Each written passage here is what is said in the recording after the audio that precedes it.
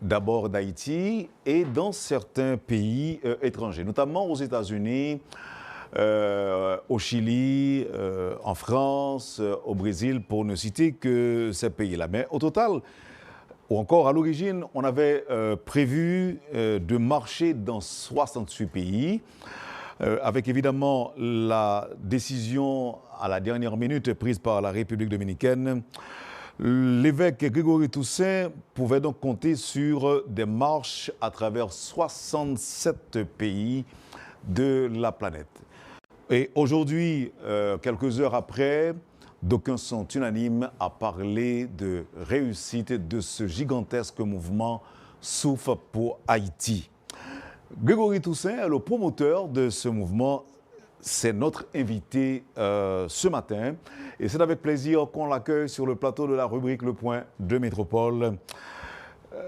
Pasteur Grégory Toussaint, bonjour et bienvenue sur Métropole. Merci d'accepter d'être avec nous.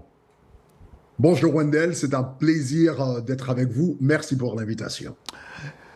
C'est au terme d'une période, je dirais, de jeûne de 40 jours que vous avez organisé ce mouvement, je dirais, à travers le monde. Ouais, voilà. Au fait, nous sommes encore dans les 40 jours. Donc, on termine la semaine prochaine, Dieu voulant, donc le week-end, donc qui s'en vient. Donc, on termine. Donc, ça a été fait au cœur des 40 jours de jeûne et de prière. Est-ce qu'on prévoit un autre mouvement, une autre manifestation du même genre au terme réel, pour vous répéter, du jeûne? Eh bien, non, pour l'instant. Donc, comme on a dit, on a décidé de prendre l'initiative de faire cette marche parce que j'avais reçu ce message donc pendant le jeûne, donc pendant le temps de jeûne, donc la première semaine. Donc, j'ai reçu ce message vraiment de la part de Dieu.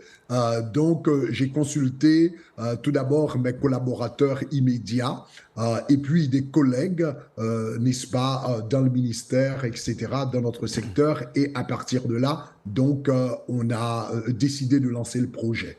Donc c'est vraiment un projet qui a été initié par Dieu lui-même.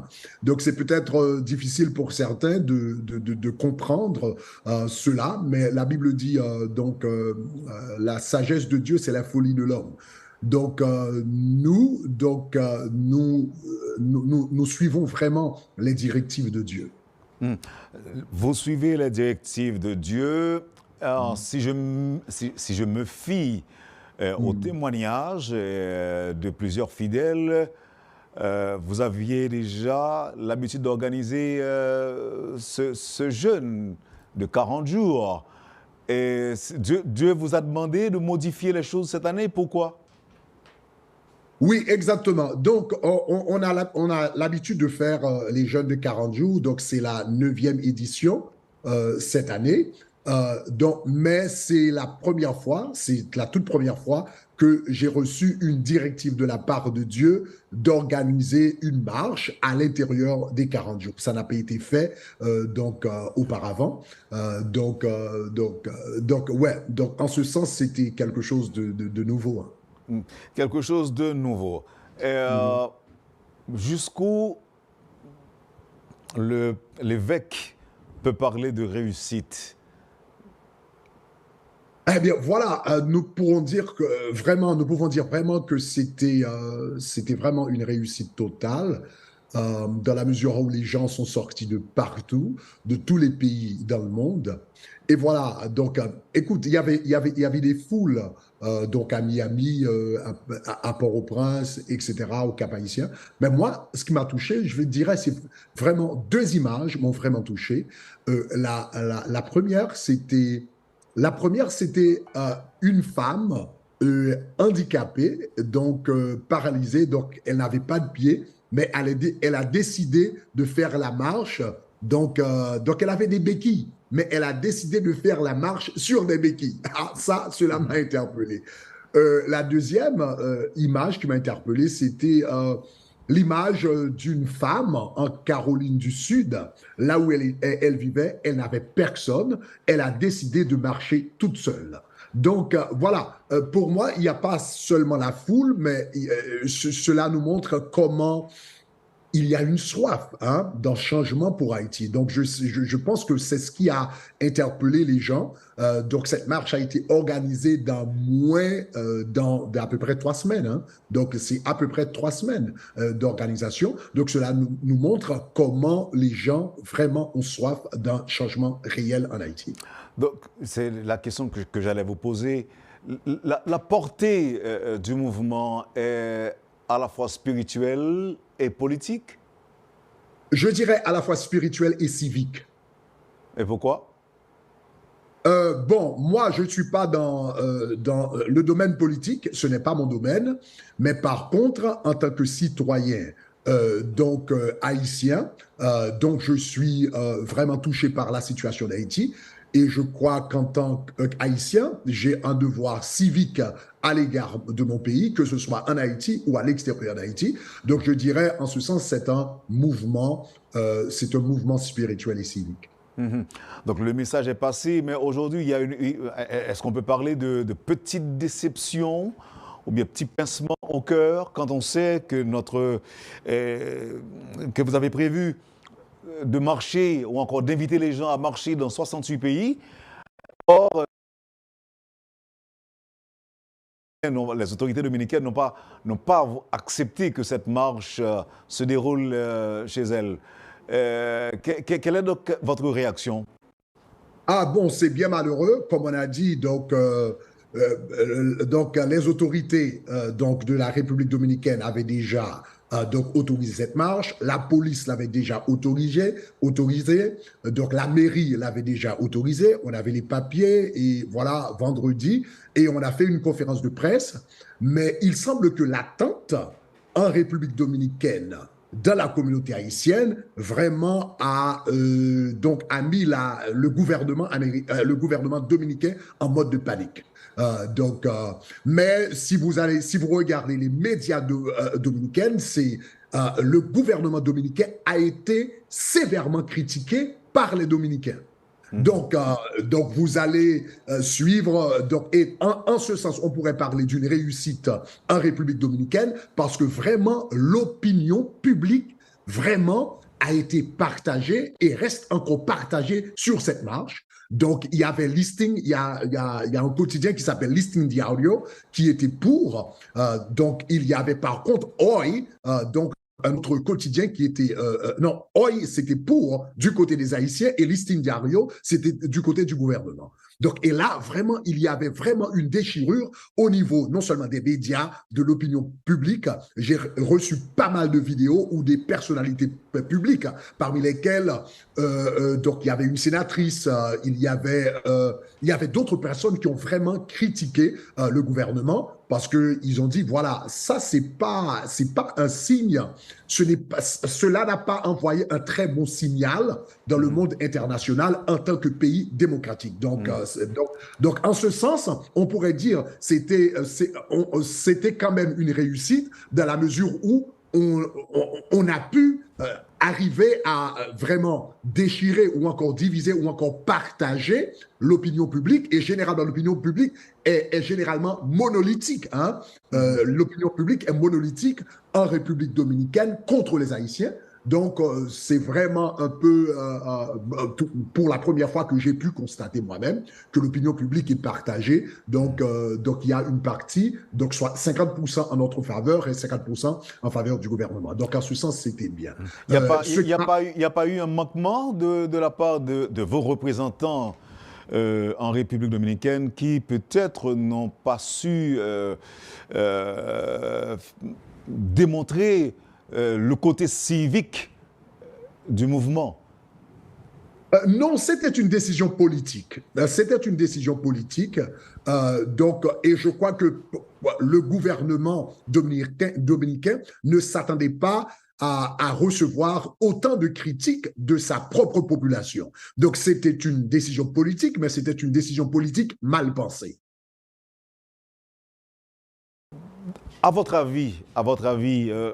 pasteur, vous auriez fait sortir dans les rues combien de gens? Bon, mon équipe estime entre 500 000 à 1 million, mais ça dépend. Donc, bon, vraiment, c'est difficile de faire le décompte. Voilà, voilà. C'est Quels ce que sont, eux, vous avez ciblé les capitales, quelques-unes des capitales parmi les plus importantes, telles que Paris. Vous étiez aussi à New York, à à Boston, à New Philadelphie. Jersey, à Washington. Donc voilà, donc Philadelphia, donc il y avait Ottawa, Montréal, donc vraiment dans plusieurs grandes capitales dans le monde. Mais je suis en train de regarder quelques images. Là, c'est des images de Port-au-Prince.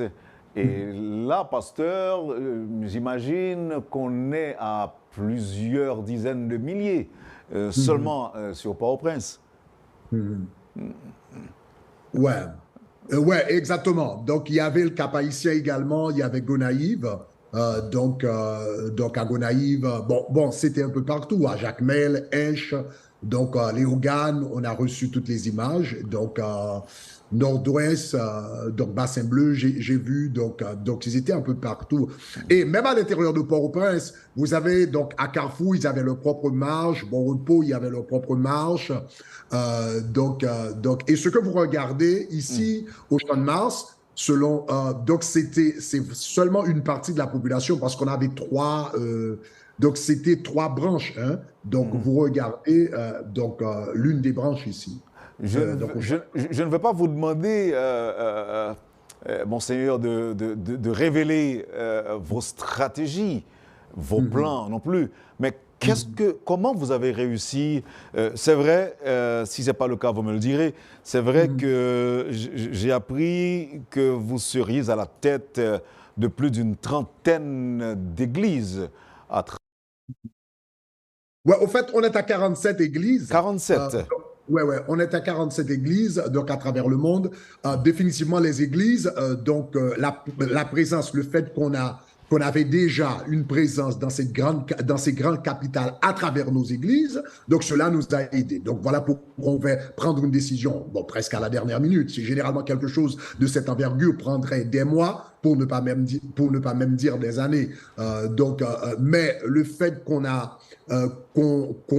le fait que nous avons des églises dans les différentes capitales du monde, donc nous avons des gens, donc cela nous a aidés. Donc je dirais, donc c'était la première des choses. Donc premièrement, la grâce de Dieu elle-même. Donc je pense que c'est important, le fait que on a reçu l'initiative de part de Dieu. Donc on ne veut pas estimer l'élément surnaturel. Donc il y a la grâce de Dieu. Deuxièmement, la présence de nos églises dans ces grandes capitales.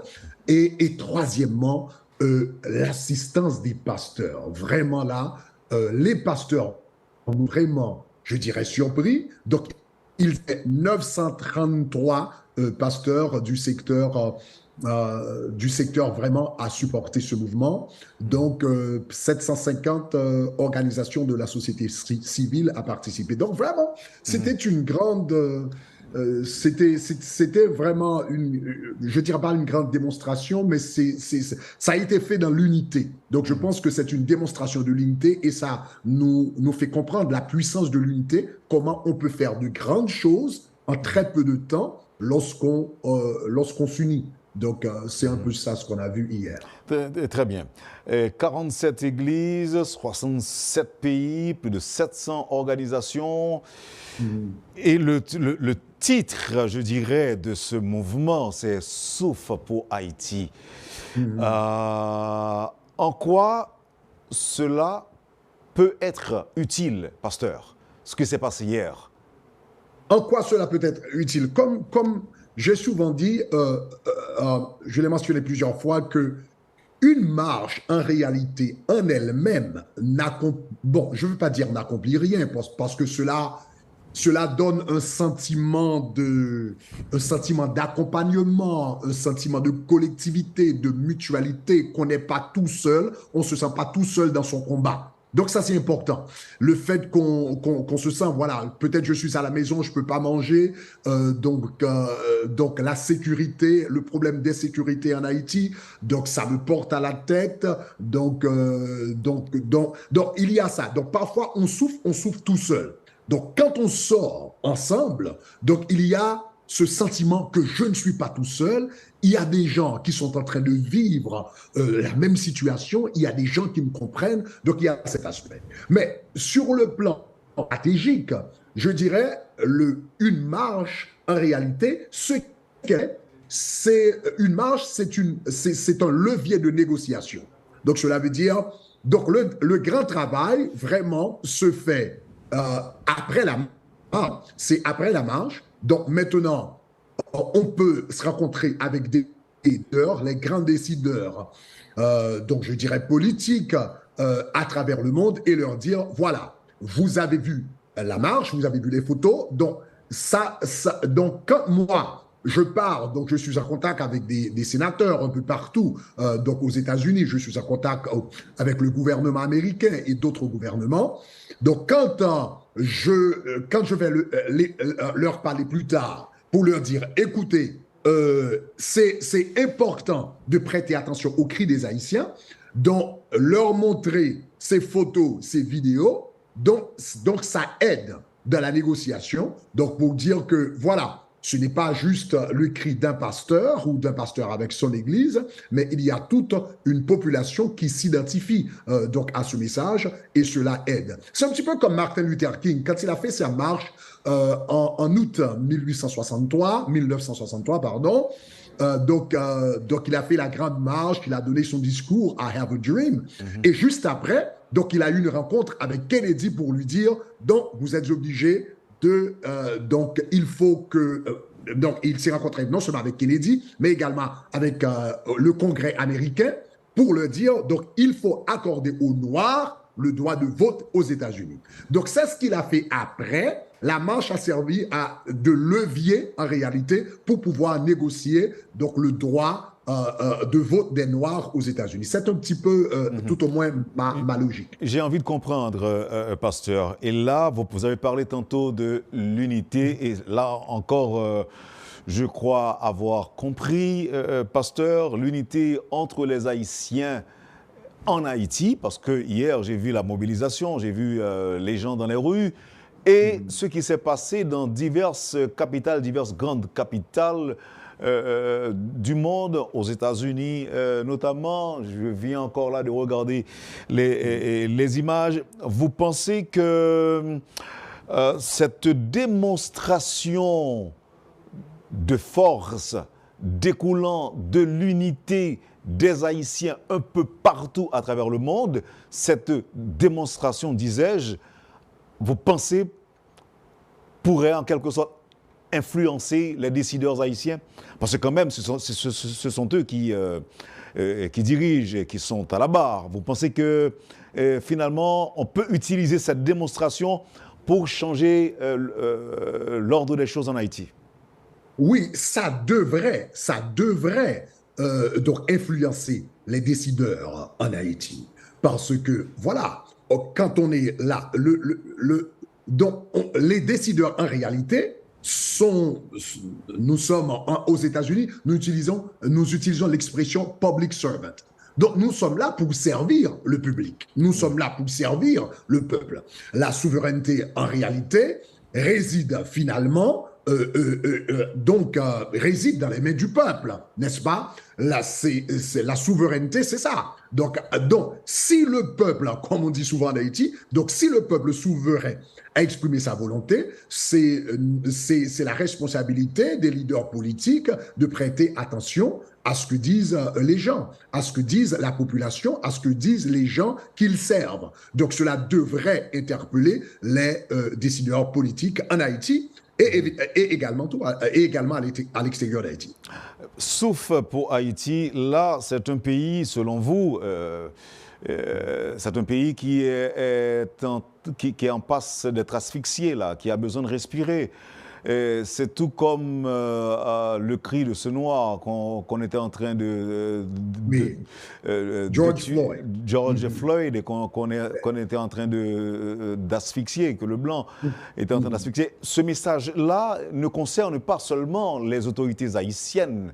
Ce message souffre pour Haïti. Si vous avez pris la décision d'organiser ces marches à New York, au Canada, en France et autres, c'est qu'il y a aussi un message que vous entendiez faire passer, que vous avez souhaité retentir, je dirais, dans les oreilles des autorités du monde. Oui, certainement, certainement. Donc, le message aux autorités du monde, et particulièrement à la communauté internationale, c'est que nous autres qui vivons en diaspora, nous sommes concernés par la situation d'Haïti. Et nous sommes conscients de notre force, particulièrement aux États-Unis.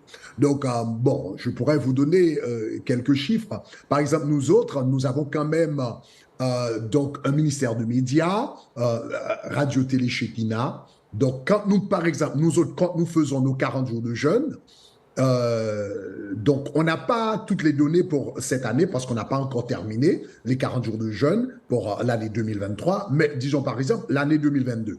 Quand on a fait les 40 jours de jeûne, donc il y avait à peu près 5 millions de personnes qui avaient suivi à travers le monde entier.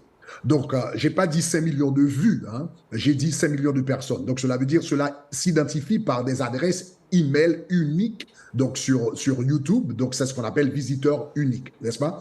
Donc, il y a eu à peu près 5 millions de personnes à travers le monde qui avaient suivi les 40 jours de jeûne. Parmi ces 5 millions de personnes, il y en avait 2 millions qui étaient aux États-Unis. 2 millions qui étaient aux États-Unis.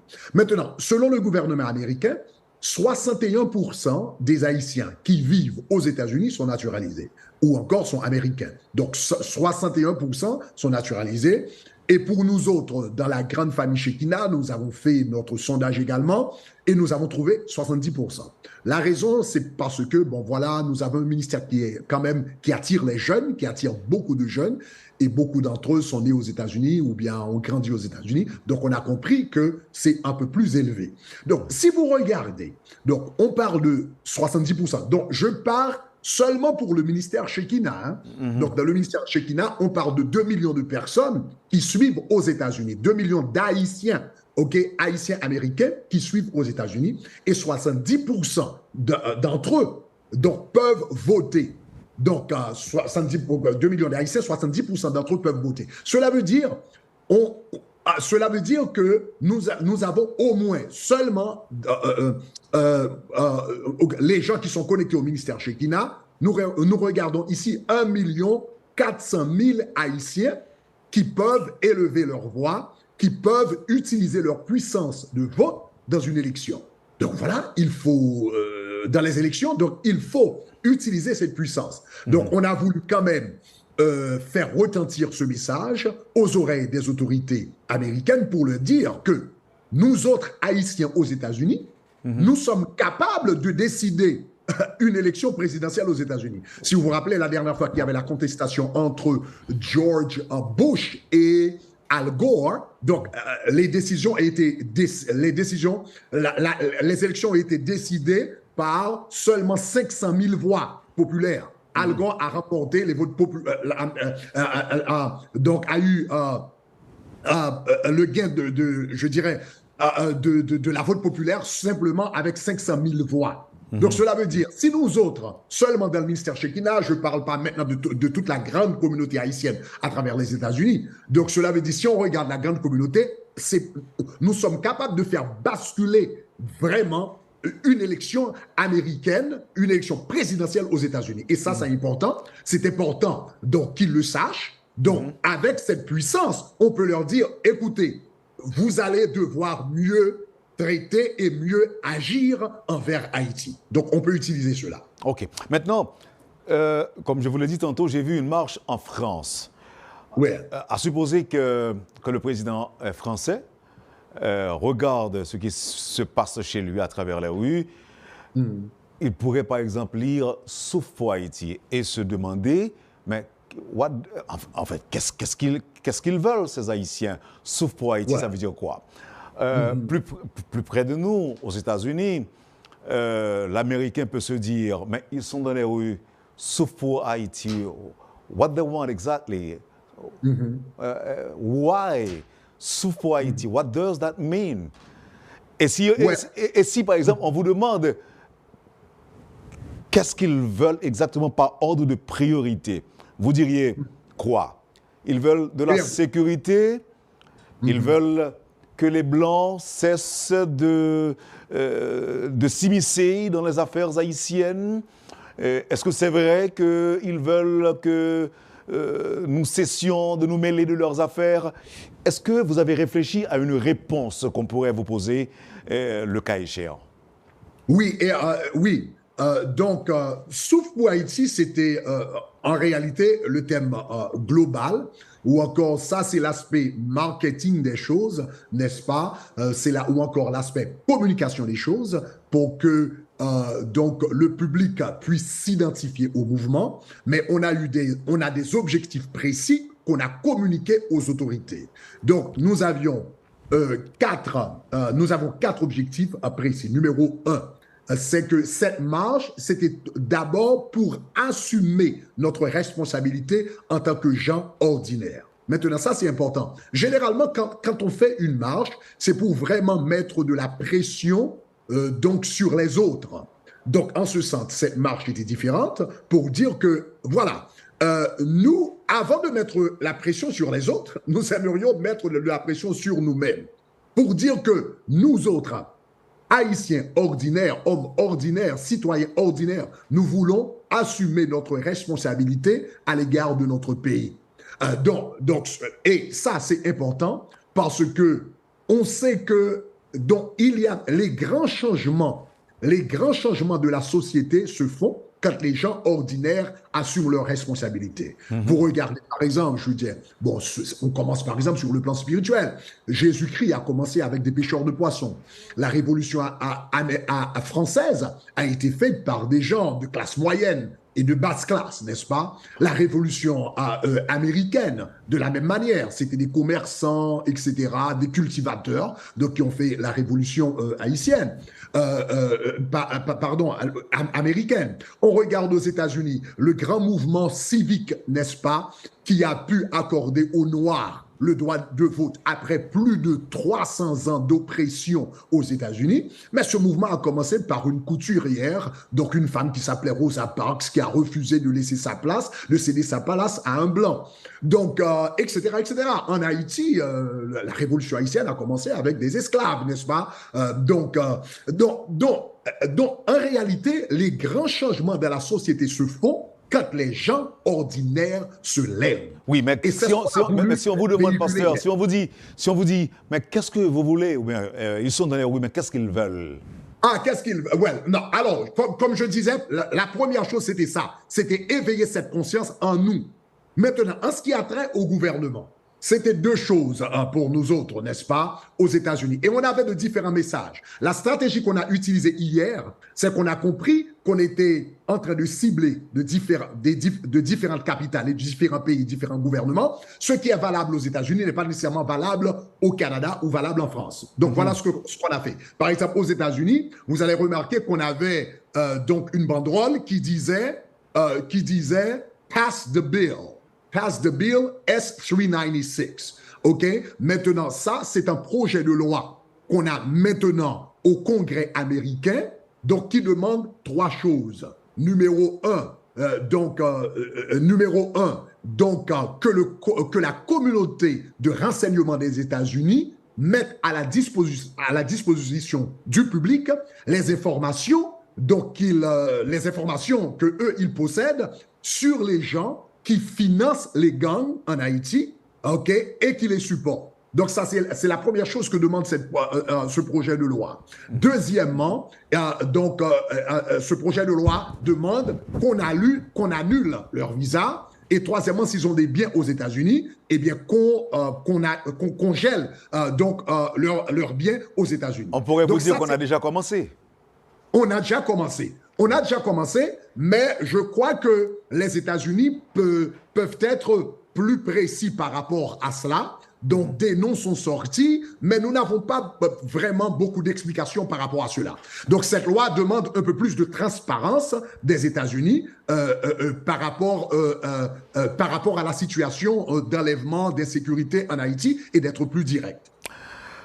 Pasteur Grégory Toussaint. Ça, c'est pour les États-Unis. D'accord. On va observer une pause et on revient tout de suite après pour d'autres questions. Évidemment, on n'aura pas beaucoup de temps à passer ensemble. Justement, on pourra vous poser quelques petites questions pour terminer. Merci encore une fois de votre disponibilité à Métropole et à tout de suite. Merci. Vous suivez, madame, monsieur, la rubrique Le Point de Radio et Télémétropole.